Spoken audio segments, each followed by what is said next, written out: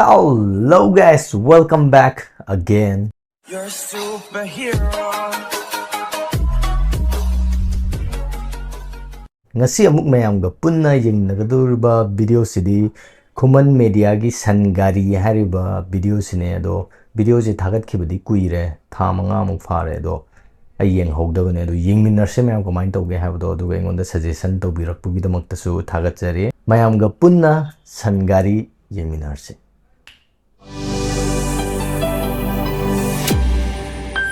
Kuman media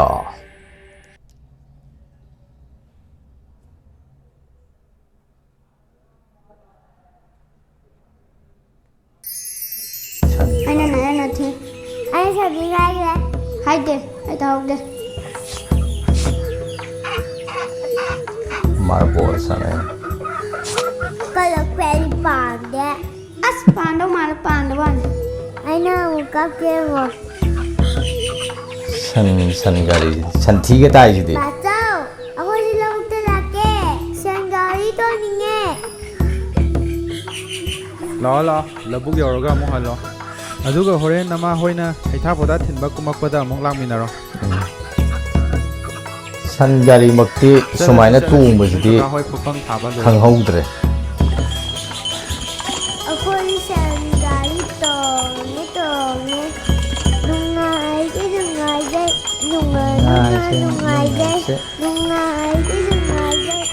Baba, anh thông về. Ít thấy ghê rồi. lâu yei na ba phaklong ga puri jidi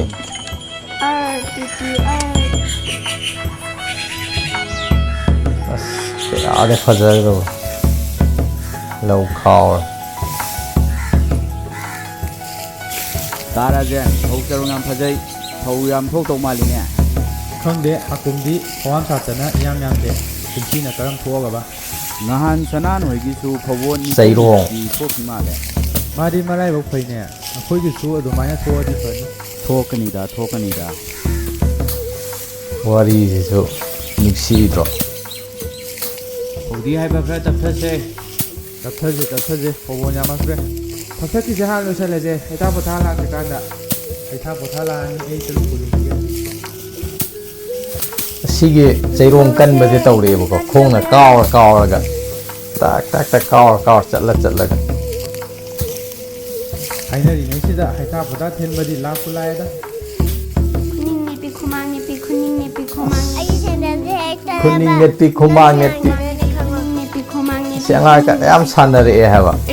Sidi lui bulu. mi sende chabet ne sanlu do maninga Rahat pata boy ne hita pata je satu aje.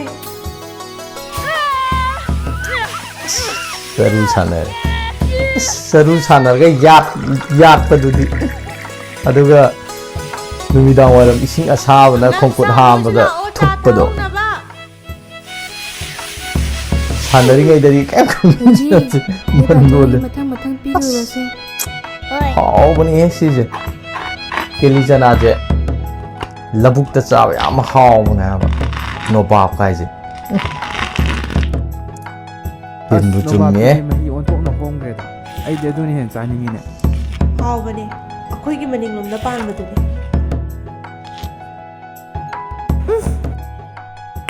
Hả? hayeng na mung ta Tin so chumme? tare karam banu ne awangi ta to ma khogi manak tani magi di lopham sawani ne adubu ai di yaw pharak tarani kok to uppi je ngang ne sije uppkanu ne sam ke ni na sini hapa hau hume humai humba Horen di na kung nakut ham beda nungai ni dono. Anh chụp rồi. Tupat oi. kappane as atuga asije to kapi asije am sanare ai gi asi sawda khubi je men ni sije lâu ye ga tare e sigaje slow re ai di ti nungsi halle ay mayam punna san gari yeng minare san gari je yam tien malle ꯃꯤꯅꯤꯠꯄꯨꯗꯤ 3.5 ꯑꯣꯏꯕꯗꯣ ꯌꯥꯝ ꯇꯦꯜꯂꯦ ꯌꯦꯡꯕꯗ ꯑꯃꯨꯛꯀ ꯍꯟꯅ ꯌꯦꯡꯁꯤ ꯃꯌꯥꯝ ꯌꯥꯝ ꯅꯨꯡꯁꯤꯍꯟꯕ ꯍꯥꯏꯇꯥꯔꯦ ꯑꯔꯣꯏꯕꯒꯤ ꯑꯩꯈꯣꯏꯒꯤ ꯐꯧ ꯄꯩꯕꯗꯣ ꯐꯧ ꯄꯩꯔꯀꯥꯟꯗ ꯑꯩꯈꯣꯏꯒꯤ ꯈꯣꯏꯖꯨ ꯂꯩꯈꯥꯝ ꯑꯁꯨꯃꯥꯏꯅ ꯃꯩ ꯊꯥꯗꯣꯛꯄ ꯑꯗꯒꯤ ꯐꯧ ꯊꯝꯐꯝꯒꯤ ꯃꯈꯥꯗꯒ ꯊꯝꯃꯤꯕ ꯑꯗꯨꯒ ꯐꯛꯂꯥꯡꯒꯗꯣ ꯂꯩꯕꯥꯛꯀꯤ ꯑꯣꯏꯍꯟꯕꯁꯦ ꯁꯤꯗꯅꯦꯕ ꯌꯥꯝꯅ ꯑꯩꯗꯤ ꯑꯩꯈꯣꯏ ꯏꯃꯨꯡꯒ ꯃꯥꯜꯂꯛꯄꯗꯣ ꯑꯩꯈꯣꯏ ꯃꯥꯡꯒꯣꯟꯗ ꯄꯩꯕꯗꯨꯒ ꯌꯥꯝ ꯃꯥꯜꯂꯛꯑꯦ ꯍꯥꯏꯕ ꯑꯗꯣ ꯃꯌꯥꯝꯁꯨ ꯁꯤꯁꯦ ꯈꯔ ꯑꯗꯨꯝ ꯌꯥꯝ ꯈꯔ ꯅꯠꯇꯦ ꯁꯤꯗꯤ ꯄꯨꯔꯥ ꯏꯁꯥ ꯄꯨꯝꯕꯁꯦ ꯁꯤꯗ ꯑꯗꯨꯝ ꯌꯥꯎꯔꯝꯅꯦꯅ ꯈꯜꯂꯦ ꯑꯗꯒꯤ ꯑꯩꯈꯣꯏꯒꯤ ꯂꯧ ꯌꯩ ꯆꯠꯄꯗ ꯐꯛꯂꯣꯡ ꯄꯨꯕ ꯑꯗꯒꯤ ꯆꯩꯔꯣꯡ ꯄꯥꯏꯕ ꯐꯧꯕꯣꯝ ꯍꯥꯏꯕ ꯑꯗꯒꯤ ꯉꯁꯥꯏꯒꯤ ꯀꯔꯤ ꯅꯣꯕꯥꯞꯀꯤꯗ ꯆꯤꯅꯤ ꯊꯥꯛꯁꯦ ꯍꯥꯏꯕ ꯅꯠꯇ꯭ꯔꯣ ꯑꯗꯨꯃꯥꯏꯅ ꯍꯥꯏꯗꯤ ꯆꯤꯅꯤꯅꯦ ꯅꯣꯕꯥꯞꯅꯦ ꯃꯣꯔꯣꯛ ꯑꯇꯦꯛꯄꯒ ꯇꯧꯔꯒ ꯑꯃꯨꯛꯀ ꯌꯦꯡꯁꯤ ꯃꯌꯥꯝ ꯑꯃꯨꯛꯀ ꯌꯦꯡꯕꯁꯤꯗꯅ ꯑꯃꯨꯛ ꯍꯦꯟꯅ ꯑꯃꯨꯛ ꯅꯨꯡꯉꯥꯏꯅꯦ ꯑꯍꯥꯟꯕ ꯌꯦꯡꯉꯤꯗꯨꯗꯒꯤꯗꯣ ꯌꯦꯡꯅꯔꯁꯤ ꯃꯌꯥꯝ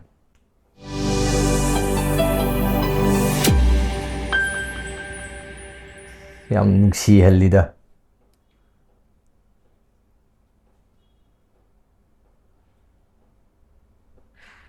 ꯁꯟ ꯒꯥꯔꯤ ꯑꯩꯅ ꯊꯤ ꯑꯩ ꯁꯕꯤ ꯃꯥꯔꯕꯣꯜ ꯁꯥꯟꯅꯕ ꯍꯥꯏꯗꯦ ꯑꯩ ꯇꯧꯍꯧꯗꯦ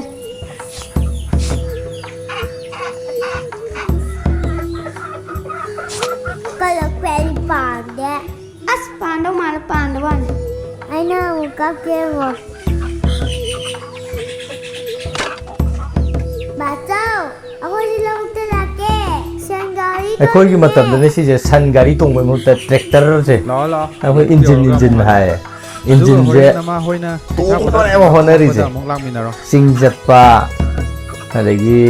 ꯂꯧꯒꯨꯝꯕ ꯆꯠꯄ ꯅꯣꯏ ꯀꯀꯥ ꯍꯣꯏ ꯐꯨꯐꯝ ꯊꯥꯕ ꯂꯣꯏꯔꯝꯃꯅꯤ ꯏꯟꯖꯤꯟ ꯇꯣꯡꯅꯕ ꯍꯣꯠꯅꯕꯗ ꯀꯌꯥ ꯅꯨꯡꯉꯥꯏꯖꯕ ꯑꯩꯈꯣꯏ ꯁꯟ ꯒꯥꯔꯤ ꯀꯥꯟꯅꯇꯦ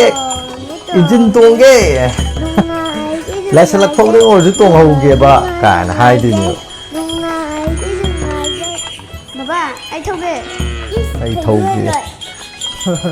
ꯊꯧꯒꯗꯕꯅꯤ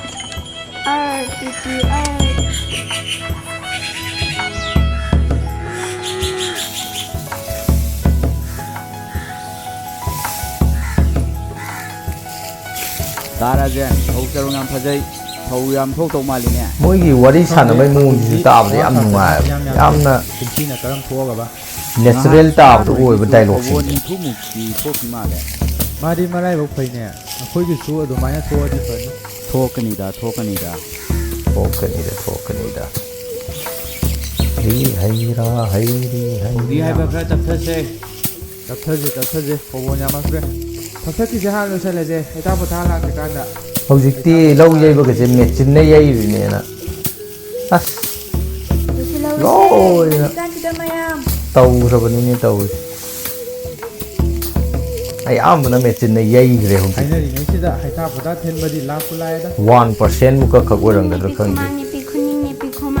ꯃꯦꯆꯤꯟꯅ ꯆꯪ ꯌꯥꯗꯕ ꯃꯐꯝ ꯈꯛꯅꯦꯕ ꯑꯦ ꯁꯤꯗꯤ ꯂꯣꯏꯕꯨ ꯂꯣꯏꯗꯧꯔꯦꯅꯦ ꯉꯥꯏꯍꯥꯛ ꯄꯣꯊꯥꯕ ꯑꯩꯅ ꯍꯩꯊꯥ ꯄꯣꯊꯥꯁꯦ ꯆꯥꯊꯣꯛꯑꯁꯦ ꯀꯦꯇꯂꯤꯒꯁꯦ ꯑꯩꯈꯣꯏꯗꯤ ꯑꯁꯤꯗ ꯀꯦꯇꯂꯤ ꯍꯥꯏꯌꯦꯕ ꯑꯁꯤꯗꯒ ꯁꯤꯒꯤ ꯂꯧꯒꯨꯝꯕ ꯆꯠꯄꯒꯤ ꯌꯥꯝ ꯅꯨꯡꯉꯥꯏꯕꯁꯦ ꯑꯩꯈꯣꯏꯒꯤ ꯆꯥ ꯊꯛꯄꯗꯣ ꯈꯪꯗꯦ ꯂꯧꯗ ꯂꯧꯕꯨꯛꯇ ꯆꯥꯕꯁꯤꯅ ꯄꯨꯡꯍꯥꯎꯗ ꯍꯥꯎꯋꯦ ꯍꯥꯏꯕ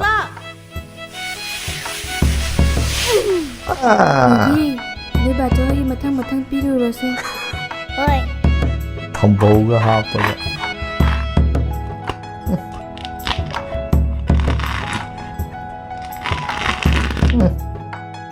ꯑꯁ ꯅꯣꯕꯥꯞꯇꯨꯗꯤ ꯃꯍꯤ ꯑꯣꯟꯊꯣꯛꯅ ꯍꯣꯡꯈ꯭ꯔꯦꯗ ꯑꯩꯗꯤ ꯑꯗꯨꯅ ꯍꯦꯟꯅ ꯆꯥꯅꯤꯡꯉꯤꯅꯦ ꯁꯪꯒ ꯉꯥ ꯍꯥꯎꯕꯅꯦ ꯑꯩꯈꯣꯏꯒꯤ ꯃꯅꯤꯡꯂꯣꯝꯗ ꯄꯥꯟꯕꯗꯨꯅꯤ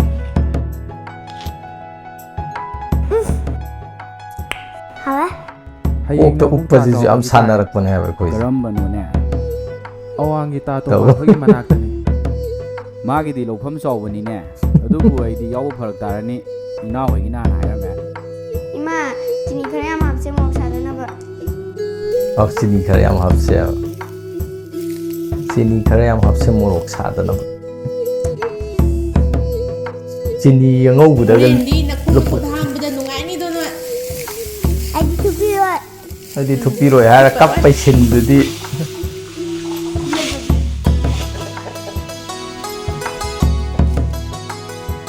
Sise. Asa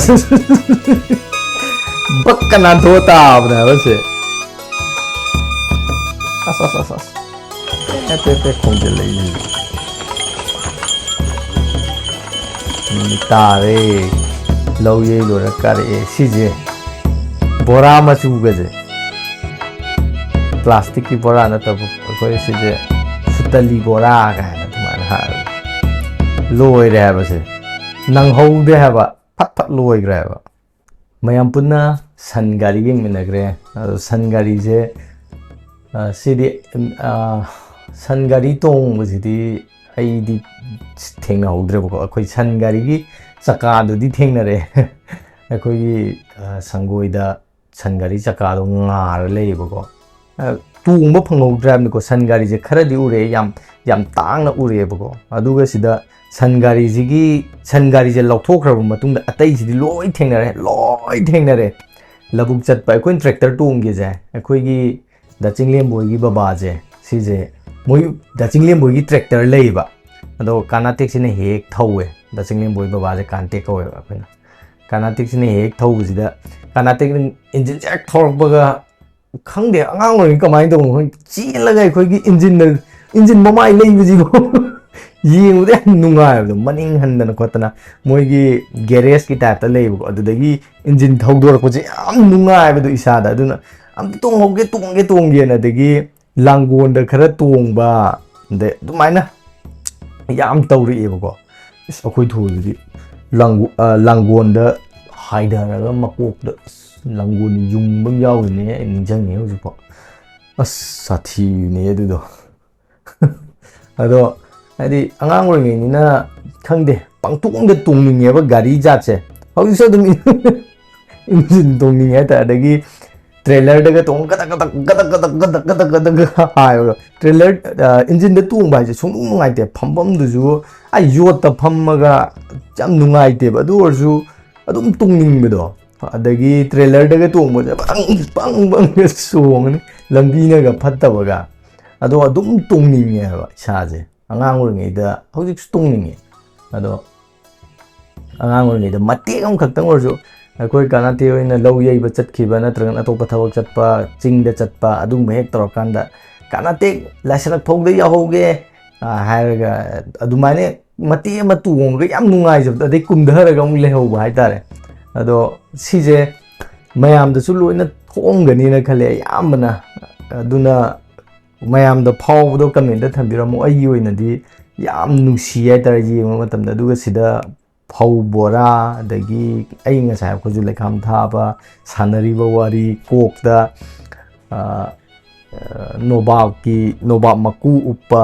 अदुदो अंगा कांदा याम ngange ukano samgenena अदुमाइना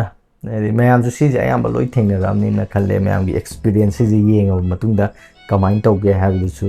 थंबिरमो अदुगा खुमन media बुसु अदुगी मतिक नमखै लेतुना थागतजरी खुमन media की थोकलकप वीडियो खुदिंगमक्से आमना नुंसीबा